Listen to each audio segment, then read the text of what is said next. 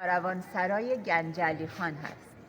گنجعلی خان در زمان شاه عباس صفوی حاکم کرمان بوده و خدمات زیادی برای کرمان کرده. یک مجموعه بزرگ فرهنگی و شهری و اداری ساخته توی کرمان که اینجا کاروانسرا هست. نگاه کنید این کاروانسرا حجره هایی داره، میبینید اینا همه حجره هستن که بازرگانان توی این حجره ها به داد و ستد میپرداختن.